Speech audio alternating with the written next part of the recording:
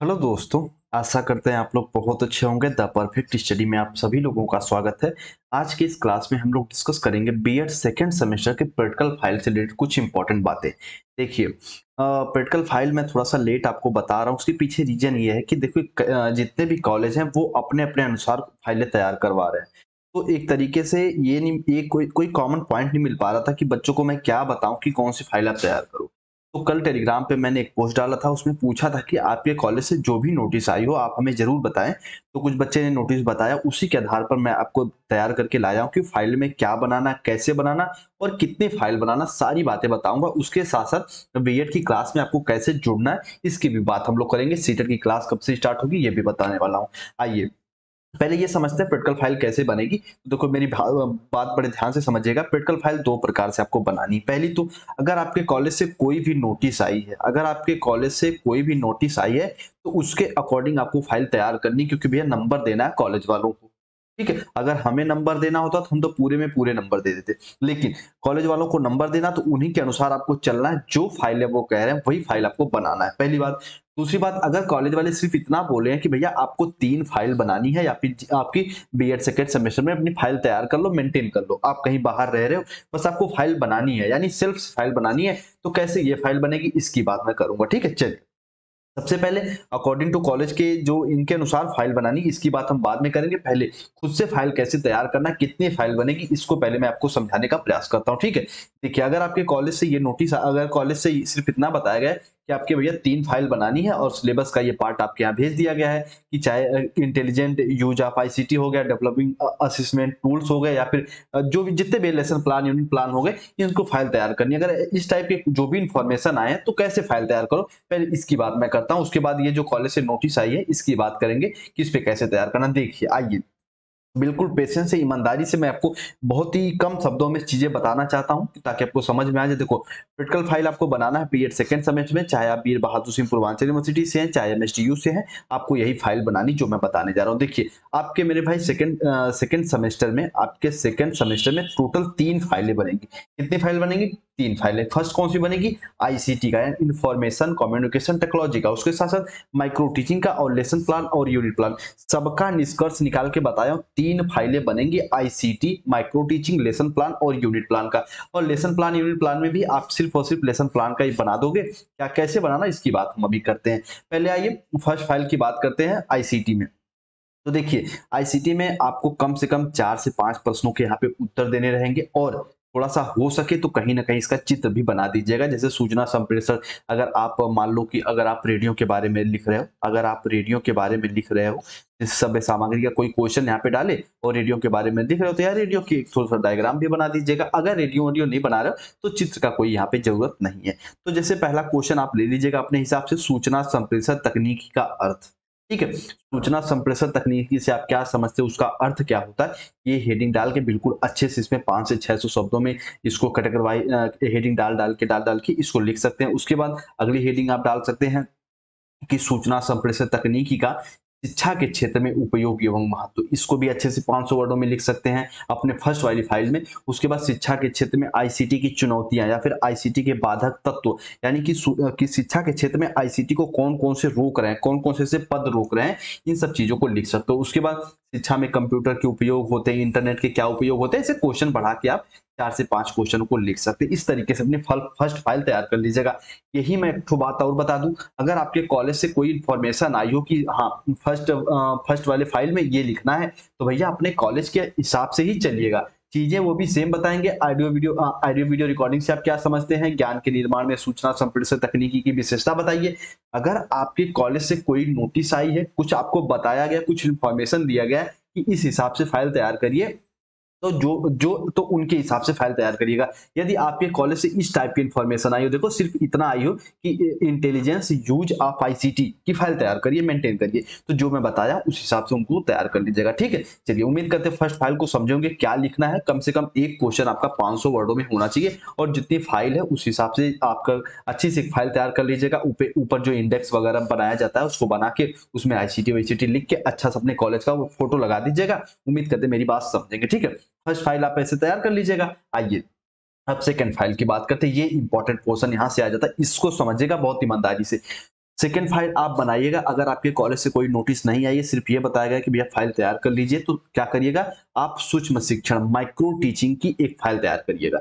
Micro teaching की file तैयार करते समय सबसे पहले note point very very important है कि ऊपर लिखिएगा सूक्ष्म शिक्षण, जैसे यहाँ पे आप लिख दीजिएगा माइक्रो टीचिंग, हेडिंग डाल दिए। अब यहाँ पे चाहे DLN साहब हो गए, चाहे जितने BK पासी जी साहब हो गए, कोई भी मनोवैज्ञानिक की एक डेफिनेशन उठाइएगा, यहाँ पे लिख दीजिएगा। उसके बाद इसके थोड़ा सा इसके बारे में विवेचना कर दीजिएगा। उसके बाद एक हेडिंग डालिएगा सूक्ष्म शिक्षण के महत्व, ठीक है, सूक्ष्म शिक्षण के महत्व, एक हेडिंग डाल लीजिएगा सूक्ष्म शिक्षण के उपयोग, एक हेडिंग डाल सूक्ष्म शिक्षण की विशेषताएं, कैरेक्टरिस्टिक्स। इस तरीके से आपकी एक फाइल तैयार हो गई। उसके बाद अगला जो पॉइंट आप हेडिंग डालिएगा कौशल एवं घटक, यानी सूक्ष्म शिक्षण के कौशल एवं घटक, या फिर कौशल या घटक, ठीक है, कौशल या घटक दोनों एक ही शब्द में प्रयोग किए जाते हैं, कंपोनेंट या फिर स्किल, ठीक है।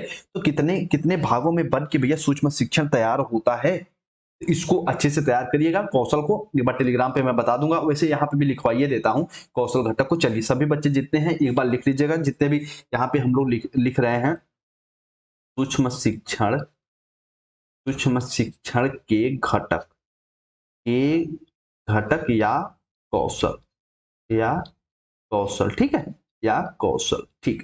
चलो अब पॉइंट वाइज करके लिख लो, कुछ पॉइंट यहाँ पे लिखा रहा हूं उनको लिख लीजिए। सबसे फर्स्ट आप इसमें घटक या फिर कौशल में लिख सकते हो प्रस्तावना, क्या लिख सकते हैं आप, प्रस्तावना, ठीक है, प्रस्तावना कौशल, प्रस्तावना कौशल, ठीक है। फर्स्ट पॉइंट प्रस्तावना कौशल, या फिर आप लिख सकते हो घटक, ठीक है। चलिए फर्स्ट हो गया। सेकंड इसी प्रकार से आप लिख सकते हो व्याख्यान हो गया, सेकंड हो गया व्याख्यान कौशल, व्याख्यान कौशल हो गया। ये आप सूक्ष्म शिक्षण के घटक लिख रहे हो, कंपोनेंट लिख रहे हो, या फिर स्किल लिख रहे हैं। थर्ड वाले में आप लोग लिख सकते हैं कि श्यामपट्ट,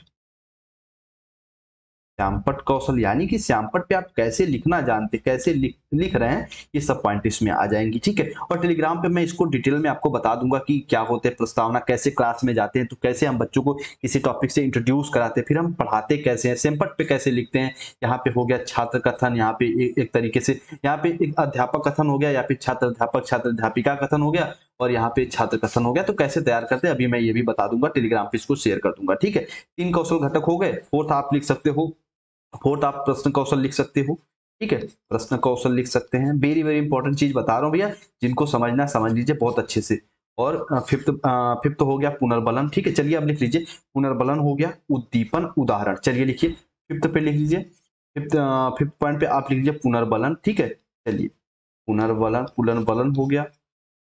और 6 पॉइंट पे आप लिख लीजिए उद्दीपन, क्या लिखेंगे भैया, उद्दीपन, उद्दीपन परिवर्तन कौशल, परिवर्तन कौशल। और 7 पॉइंट पे हो गया उदाहरण, जैसे हम क्लास में उदाहरण वगैरह देते हैं ना, तो कब कौन सा उदाहरण देना है, ये सब पॉइंट यहाँ पे आ जाएंगे।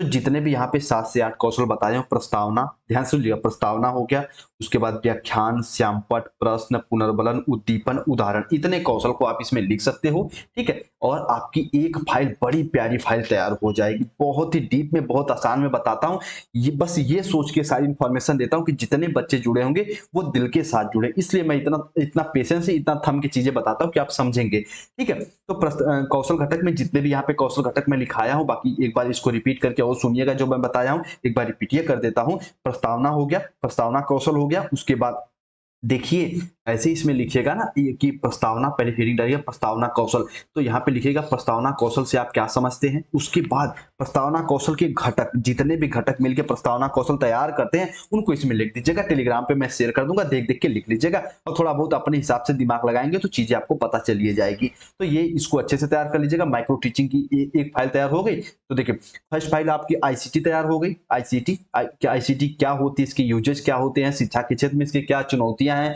ठीक है, क्या इनके मेरे भाई की मेरी डिमेरिट है, सारी चीजों को लिख लीजिएगा। सेकंड फाइल माइक्रो टीचिंग की, और थर्ड फाइल आप लेसन प्लान की। बहुत ध्यान से मेरी बात को समझिएगा, एक बार मैं थोड़ा सा इसको मिटाना चाहूंगा। हाँ अब आइए, चलिए अब देखिए थर्ड फाइल में आपको क्या बनाना, बहुत ध्यान से मेरी बात को सुनिएगा। लेसन प्लान आपको डिजाइन करना, 2 फाइल बनाइएगा अपने अपने विषय के अनुसार, ठीक है। 2 फाइल आप लोग बनाइएगा भैया अपने अपने विषय के अनुसार, ठीक है।